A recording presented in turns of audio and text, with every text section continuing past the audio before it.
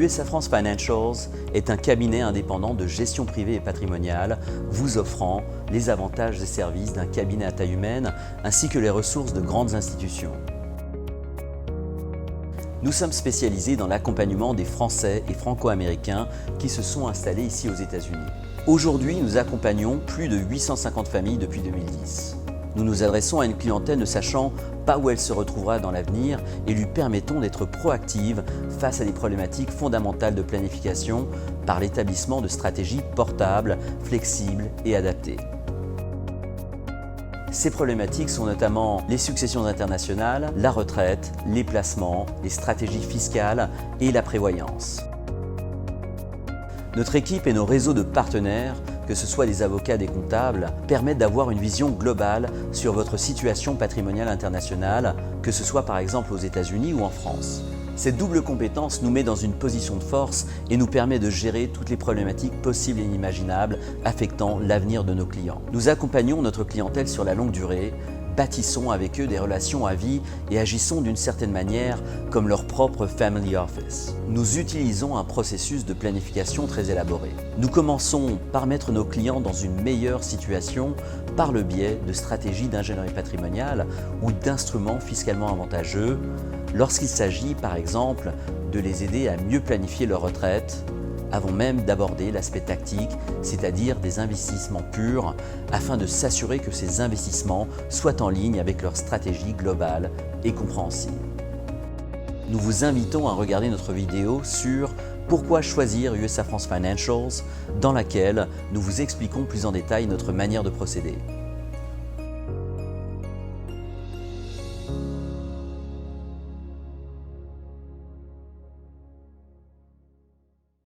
Bonjour tout le monde, bonjour Cédric, bonjour Adrien.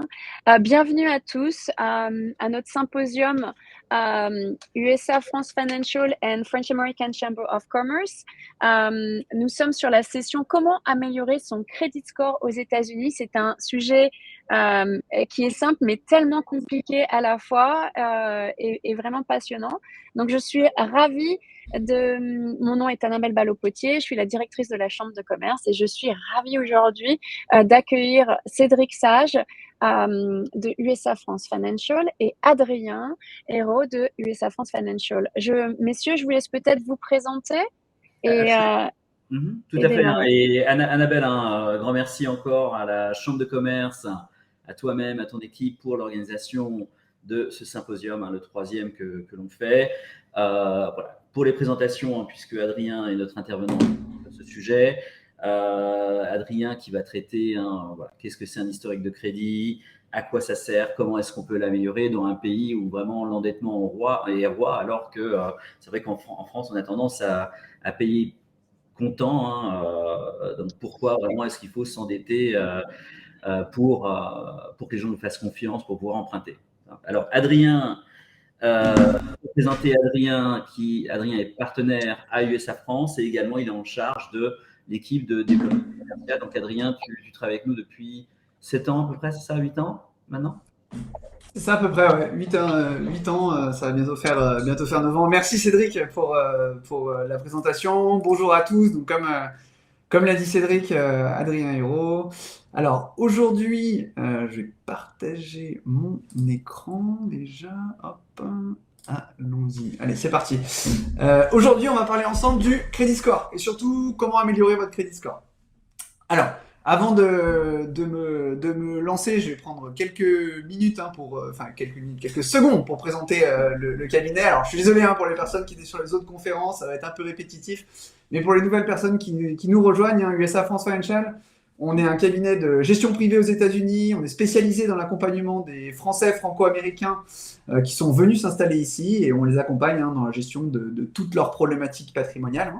L'objectif, c'est de vous accompagner sur toute la partie placement-investissement, bien sûr, mais également, comme on peut le voir aujourd'hui au sein du symposium, on accompagne nos clients dans tout ce qui va être optimisation fiscale au sein de la stratégie patrimoniale, optimisation successorale et protection familiale. Voilà pour la brève introduction. On est une équipe de maintenant plus de 19 personnes. On accompagne plus de 900 familles aux États-Unis. On existe depuis plus de 12 ans. Alors, lançons-nous dans le vif du sujet. le crédit score. Alors, pourquoi est-ce que le crédit score est au cœur du système financier ici aux États-Unis? Pourquoi est-ce qu'on a besoin d'un excellent crédit score? Et puis, peut-être, pour commencer, qu'est-ce que le crédit score? Alors, le crédit score, comme on peut le voir ici, c'est un chiffre. C'est un chiffre qui permet, en un clin d'œil, à un prêteur d'établir si, oui ou non, nous sommes de bons emprunteurs. Pourquoi ce chiffre il varie entre 0 et 850? Le plus on est près de 850, le mieux c'est. Et donc, le prêteur va donc regarder, va pouvoir évaluer si il va traiter ce dossier, s'il va le mettre sur le haut de la pile, au milieu de la pile, ou tout simplement s'il ne va pas donner suite. Alors, qui l'utilise? C'est simple, les banques, les organismes de crédit, mais ce n'est pas tout. On va également avoir les entreprises. Notre employeur, lorsqu'il va faire notre background check, eh bien, il va derrière avoir accès à notre credit score. Les assurances aussi, ça leur permet d'évaluer leurs risques. Vont avoir accès à notre credit score. Et puis enfin, quelque chose auquel on ne pense pas tout le temps, ça va être également les propriétaires. C'est-à-dire que lorsqu'on est propriétaire d'un bien, on va pouvoir potentiellement, via l'agence de location qu'on utilise, avoir accès au credit score de notre locataire ou de l'applicant pour la location de notre appartement. Et pareil, pouvoir évaluer notre risque. Pourquoi? Parce que quelqu'un qui aura un credit score qui sera près des 800, 850, eh bien, ça nous prouvera que c'est une personne qui a du crédit, qui sait gérer son crédit, et donc potentiellement pour nous, en tant que loueur, une personne qui est capable de nous payer à temps sans avoir de surprise. À l'inverse, une personne qui aurait un credit score un peu plus faible, eh bien, ici, en tant que loueur, on pourrait se dire, je vais prendre peut-être un peu plus de garantie, entre 1 mois, 2 mois, 3 mois de loyer à payer d'avance. Pourquoi? Parce que potentiellement, cette personne a un crédit score de 500, je risque de faire face à des loyers impayés, donc je vais me protéger face à ça. Donc le crédit score, en effet, comme on l'a vu, c'est pas simplement pour du crédit, que ce soit du crédit immobilier, du crédit financier, du prêt à la consommation, c'est aussi pour tout ce qui est assurance, location d'appartement et entreprise. Alors, comment est établi le credit score? Alors là, assez simple, on le voit ici, il y a 3 agences de notation, qui sont les agences les plus connues, qui vont se baser sur 6 critères. On reverra ensemble ces 6 critères un peu plus tard dans la présentation. Et en fonction de ces 6 critères, ils vont établir un rapport qu'on appelle le Credit Report. Et en fonction de ce rapport, on va avoir une note, un peu comme de retour quand on était à l'école. Et cette note, c'est notre credit score. Ce rapport, comme je l'ai dit tout à l'heure, il va évaluer notre qualité d'emprunteur, entre guillemets, notre qualité de rembourseur de crédit. Alors, ça c'est bien. Maintenant, un autre point très important auquel on ne pense pas souvent, c'est que le credit score va nous permettre également d'économiser, et d'économiser fortement. Pourquoi? Parce qu'on va prendre l'exemple d'une personne qui souhaite acheter un bien immobilier. 2 personnes. Une première personne qui va avoir un crédit score de 620, donc qui est soit un crédit score, qui est le crédit score quand on commence et qu'on n'a pas de crédit historique. Moi, j'ai pris 620 parce que c'était mon cas quand j'ai commencé. Ou alors une personne, par exemple, qui a pu avoir des incidents, des problématiques au sein de sa crédit historique. Ces 2 personnes-là, on voit qu'elles ne vont pas avoir les mêmes conditions. Alors, les données que j'ai prises, j'ai essayé de les prendre les plus à jour possibles. Donc, c'est sur ces données qui datent d'aujourd'hui. C'est à peu près les taux d'emprunt qu'on peut avoir sur un crédit de 30 ans et de 300 000 $. Et bien, on voit que la personne qui a un crédit score de 620 va obtenir un taux à l'heure actuelle d'à peu près 9,068%. Quand une personne qui aurait un bon crédit score, qui aurait travaillé sur son crédit score, elle aurait à l'heure actuelle 7,49. Alors on se dit 9, 7,49. Bon, la différence, c'est des pourcentages, on ne sait pas vraiment à quoi ça correspond. C'est pour ça qu'on a fait les calculs, on a fait les maths ensemble aujourd'hui. La différence de mensualité, elle est d'à peu près $400, puisqu'on voit que cette première personne aurait une mensualité de $2 429, quand l'autre aurait une mensualité de $2 094. Alors, ce qui peut paraître faible, mais sur 30 ans, lorsqu'on ajoute, eh bien, on voit que ça fait une différence de $120 765. Et $120 765, c'est énorme. Lorsqu'on compare cette épargne, cette économie par rapport au mortgage, ce qu'on a emprunté, ben c'est pratiquement 50%. Donc le crédit score, c'est extrêmement important d'avoir un bon crédit historique, c'est extrêmement important pour pouvoir générer du crédit, parce que son employeur va le regarder, pour pouvoir louer du mieux possible, pour s'assurer du mieux possible, mais c'est aussi important pour son avenir financier, parce que ça va nous permettre d'économiser des dizaines, voire des centaines de milliers de dollars sur le long terme. Alors, maintenant qu'on sait ça, c'est bien, mais quelles sont nos options pour commencer soit à se créer son crédit score, soit à faire évoluer son crédit score? Alors, l'option la plus connue et la plus facile, c'est les cartes de crédit prépayées. Bon, comme son nom l'indique, une carte de crédit prépayée, je vais faire un prépaiement de 500, 1000, 2000, 5000 dollars. Et en fonction du prépaiement que j'aurai apporté, je vais avoir une ligne de crédit. Je vais pouvoir dépenser ce montant-là et puis construire mon crédit score de mois en mois, d'année en année, grâce à cette première option. Cette option, elle est disponible à tout le monde, qu'on soit en reconstruction de crédit ou que l'on commence, quand on se lance juste dans le crédit score. C'est l'option la plus simple. L'option maintenant la plus efficace, qu'est-ce que c'est? C'est d'être ajouté en tant qu'utilisateur autorisé. Alors, qu'est-ce que c'est qu'utilisateur autorisé?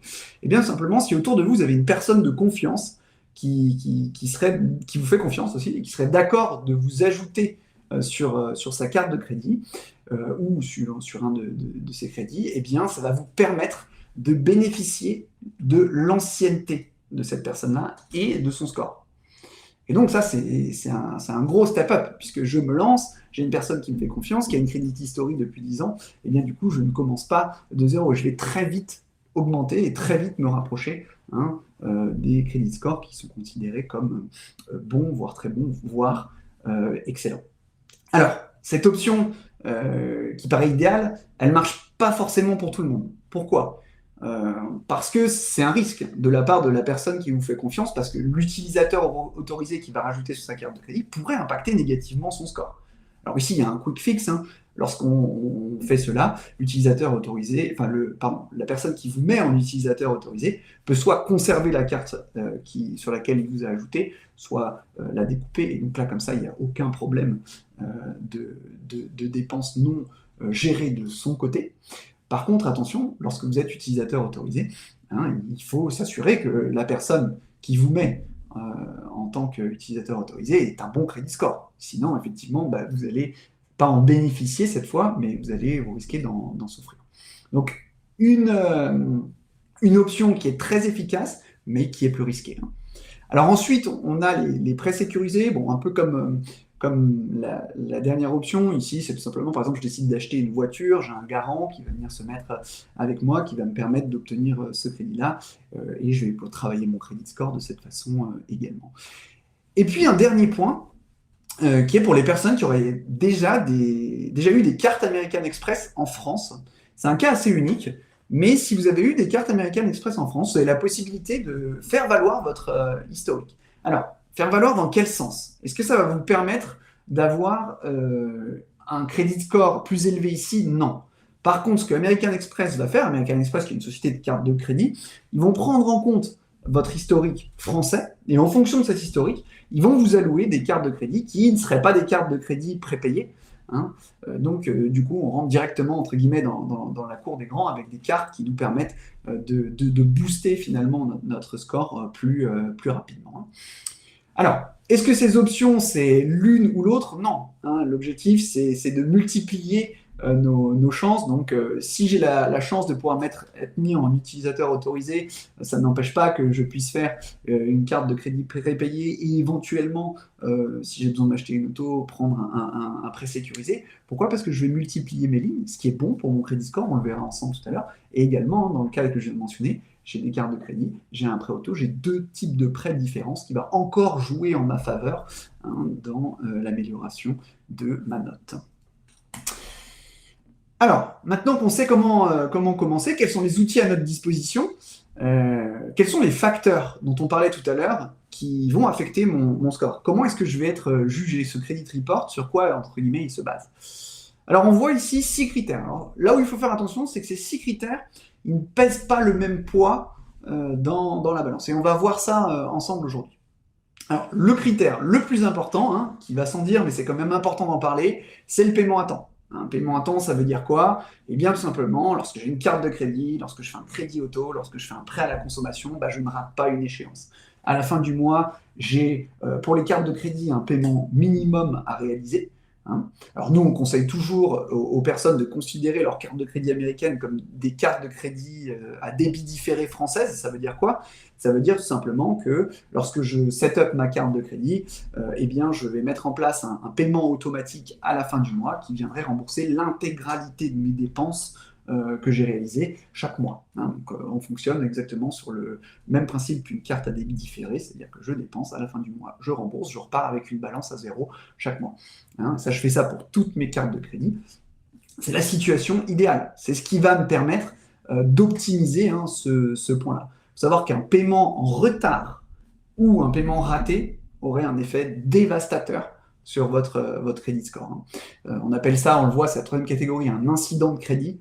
Un incident de crédit, on passe d'une bonne note à moins de 500 points directement, et là c'est catastrophique hein, pour nos options. On va mettre du temps hein, à redévelopper notre note. Donc vraiment, ici le premier point, lorsque je mets en place un crédit auto ou un crédit maison, c'est assez, ça va de soi, hein, on a un prélèvement qui se fait directement sur nos comptes, mais lorsque je prends une carte de crédit, bien important d'aller mettre le paiement automatique. Et si j'ai des personnes qui me disent oui mais Adrien, moi j'ai fait face à énormément de dépenses ce mois-ci, j'ai pas forcément la possibilité de rembourser toute ma carte, est-ce que je vais être impacté négativement? Pas forcément. Pourquoi? Parce que vous avez un paiement minimum que vous pouvez réaliser et donc réalisez bien au moins ce paiement minimum et puis le mois prochain vous pouvez rembourser la balance, même si l'idéal hein, c'est vraiment de rembourser sa carte de crédit à zéro tous les mois. Hein. Et ce facteur impacte pour 35% de votre note. Donc très important. Le deuxième facteur le plus important, c'est le taux d'utilisation. Hein, ici, on impacte 30% de la note. On voit que ces deux facteurs, on est déjà à 65%. Hein, alors, le taux d'utilisation, c'est quoi? Eh bien, on va prendre, admettons qu'une personne ait 4 cartes de crédit. Sur chacune de ces cartes de crédit, elle ait une limite de dépense de 10 000 $. Eh bien, c'est simple. Cette personne-là a donc une utilisation possible de 40 000 $, hein, 4 fois 10 000 $.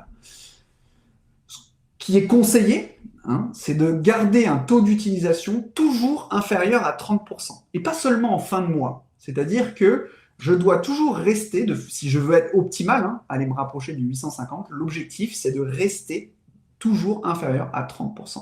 Hein. C'est très important. Est-ce que ça veut dire qu'une fois que j'ai atteint mes 30%, par exemple, en début de mois ou en milieu de mois, je ne peux plus utiliser mes cartes de crédit? Non. Vous avez la possibilité de vous connecter à l'application, vous connecter à vos comptes et de rembourser finalement votre ligne de crédit pour pouvoir continuer à utiliser votre carte de crédit. Et ça, c'est même plutôt positif, puisque vous allez faire un paiement, par exemple milieu de mois, et un autre paiement en fin de mois. Ça prouve que vous savez gérer correctement vos cartes de crédit. Alors ici, bon, dans l'exemple que j'ai donné, c'est assez facile de rester en dessous de... J'ai 40 000 $ de ligne de crédit, 30% d'utilisation, bon, ça paraît assez simple à respecter. Quand on commence, c'est là où il faut faire un peu plus attention, parce qu'on ne va pas commencer avec des lignes de crédit à 10 000 $. C'est plus généralement entre 1 000 et 5 000 $. Et là, 30% finalement, dans un mois, si on met à peu près toutes les factures, les dépenses et courses, ça peut aller vite. Donc lorsque je suis en phase de construction de mon crédit, hein, que j'ai une carte prépayée ou non d'ailleurs, toujours bien important de surveiller où j'en suis hein, en termes de mon utilisation. Et c'est vrai que dans ces premières années, c'est là où je vais peut-être en début de mois, milieu de mois, fin de mois, peut-être aller faire des paiements anticipés avant mon paiement de la fin de mois pour rester en dessous cette ligne de 30% et optimiser hein, ma note au quotidien. Prochain point, bon, j'en ai déjà parlé, c'est le nombre d'incidents crédits. Là, il n'y a même pas de pourcentage pour l'impact que ça a sur votre note. L'impact, il est dévastateur. un incident crédit, comme j'ai dit, hein, vous passez de, par exemple, 700, 750 à 500, 400 de crédit. Hein. Donc là, très, très, très important de ne pas rater de paiement et de ne pas avoir de retard. On parlera tout à l'heure également de comment pouvoir suivre votre compte crédit, parce que vous allez me dire, rien, très bien, mais si jamais, parce que chose qui arrive, on en a déjà entendu parler autour de nous, je me suis fait pirater mon numéro de sécurité sociale et quelqu'un a ouvert des cartes de crédit à mon nom. Moi, je n'ai aucune idée de le savoir. Et là, je me retrouve avec un incident crédit. On verra qu'il y a des outils qui nous permettent de traquer ça et tout de suite, avant l'incident crédit, de pouvoir faire face à cette problématique. Hein. Ensuite, le nombre de lignes de crédit. Alors, ici, ça impacte à peu près 10% ça impacte 10% de votre note. Alors, ici, contrairement à ce qu'on pourrait penser quand on est français en France, on va se dire plus j'ai de crédit, moins bien c'est. Ici, c'est l'inverse. Pourquoi? Parce qu'il faut se mettre dans la peau du prêteur. Le prêteur, qu'est-ce qu'il cherche à évaluer avec votre note? Il cherche à évaluer le risque qu'il va prendre en vous prêtant de l'argent. Hein? Donc, admettons, prenons un exemple. Deux personnes qui auraient un crédit score de 850. Okay, la première personne qui a ce crédit score de 850, elle a 2 lignes de crédit. Par exemple, que des cartes de crédit. Voilà, très bien, mais ça fait 4 ans qu'elle a ça, elle a toujours fait ses paiements à temps, et c'est super, elle a 850. La deuxième personne, elle a 8 lignes de crédit. Elle a des cartes de crédit, elle a un prêt immobilier, elle a deux prêts automobiles et peut-être même un prêt étudiant. Et cette personne-là, elle a le même score de 850, ce qui veut dire qu'elle a toujours fait ses paiements à temps et qu'elle a su gérer ces 10 lignes de crédit de façon optimale. Quel dossier va prendre, je dirais, le prêteur en priorité? Bien sûr, le premier dossier, celui qui a le plus de lignes de crédit. Pourquoi? Parce que même si l'autre dossier est un bon dossier, eh bien, il sait qu'il prend encore moins de risques avec le deuxième qui a 10 lignes de crédit, puisque cette personne-là a toujours honoré ses dettes. Alors, attention ici, parce que à ne pas se dire, ok, très bien, là, je sors de ce symposium et je vais appliquer pour beaucoup de cartes de crédit, comme ça au moins je vais multiplier mes lignes. Non, parce qu'il y a une question d'ancienneté. Hein, l'ancienneté, elle impacte 15% de votre note. Et comment est-ce que fonctionne l'ancienneté? Eh bien, tout simplement, c'est pas simplement la première carte de crédit que vous avez ouverte et puis maintenant ça continue. Non. C'est une moyenne de l'ancienneté de vos lignes de crédit. Donc concrètement, j'ai ouvert une carte de crédit en 2010, j'en ouvre une autre en 2012, 2013, 2014. C'est la moyenne de mon ancienneté qui compte et pas simplement ma carte de crédit de 2010. Donc attention au nombre de demandes que l'on fait. Un crédit score, ça se construit dans le temps.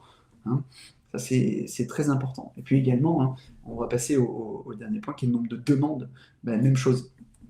Ici, ne pas faire trop de demandes d'un coup.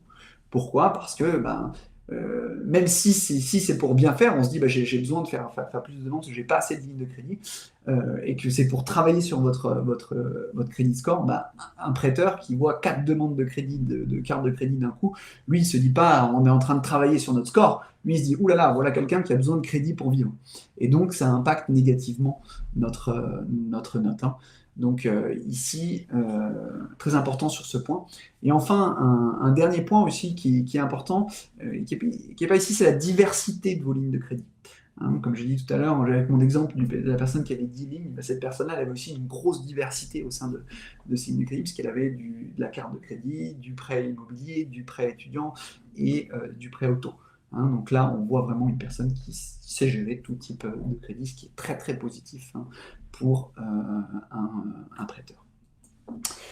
Alors, maintenant qu'on a vu que c'était important, les outils et comment est-ce qu'on était noté, on va voir comment est-ce qu'on peut le suivre, ce crédit score. Alors, nous, ce qu'on conseille à tous nos clients, c'est d'avoir, vous avez des applications. Je ne vais pas faire de publicité, celle-là c'est Crédit Karma, mais il y en a plein à votre disposition, j'ai aucune préférence. Mais par contre, c'est très important d'être connecté à ces applications-là. Pourquoi? Parce que ces applications vont vous demander toutes choses. C'est d'abord très sécurisé. Hein. On va vous demander vos informations et elles vont avoir accès hein, un peu comme les 3 compagnies de notation hein, qu'on a vu tout à l'heure, Equifax, etc., TransUnion et Experian, ils vont avoir accès aux données de ces 3 compagnies-là et donc à l'intégralité hein, de votre historique. On le voit ici. Hein. Ils ont accès à notre payment history, notre utilisation, est-ce qu'on a eu des soucis avec notre compte crédit, l'âge moyen, le total des comptes, etc. Donc ils ont vraiment accès à tout cela. Et ce qui nous permet en un clin d'œil déjà de pouvoir suivre nos comptes. Je n'ai pas besoin de me connecter tout le temps sur tous mes comptes pour voir ma note, où j'en suis, si tout se passe bien. Par contre, le point très important, c'est que comme ils ont accès à l'intégralité de nos données, si jamais on se fait pirater son crédit score, son numéro de sécurité sociale, je vais y arriver, et que des personnes font des demandes qui ne sont pas des demandes faites par nous, eh bien, ces demandes vont apparaître. On va recevoir une notification hein, sur notre application qui va nous dire bonjour Adrien, vous avez fait une nouvelle demande de crédit, voilà, ça a impacté votre score de 1-2 points. Voilà. Et nous, si on se rend compte que c'est pas nous qui l'avons fait, bah là tout de suite on peut réagir. Pourquoi? Parce qu'une personne qui va demander une carte de crédit avec notre numéro de sécurité sociale, mais pour frauder, bien sûr qu'il ne va pas mettre notre adresse, il va mettre potentiellement son adresse ou une autre adresse pour que nous ne recevons pas de notification. Hein, donc le seul moyen, je dirais plutôt efficace que l'on a et rapide, c'est les applications. Alors, attention, ce n'est pas l'unique moyen. Hein, pourquoi? Parce qu'on a accès de façon gratuite à un credit report des 3 agences chaque année.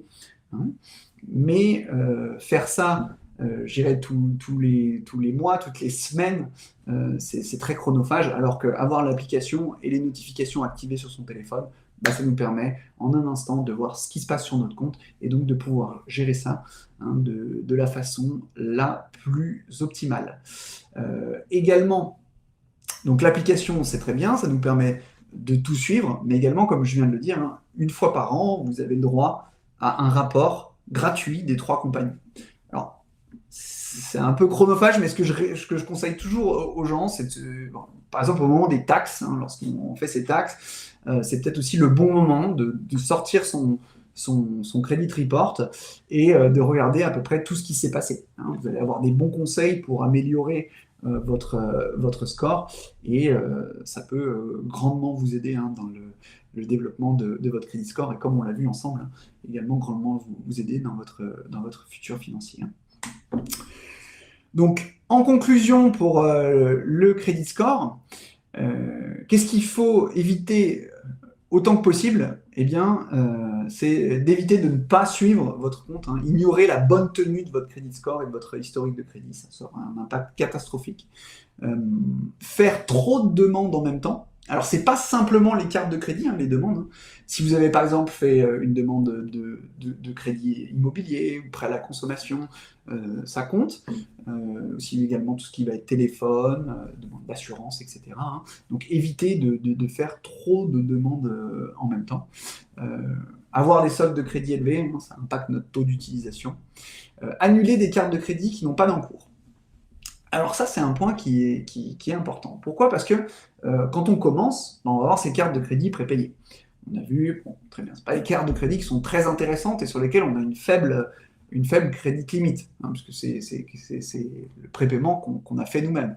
Donc généralement, on pourrait se dire, à partir du moment où j'ai un crédit score de 800, 820, je vais annuler cette carte, elle n'a plus d'intérêt.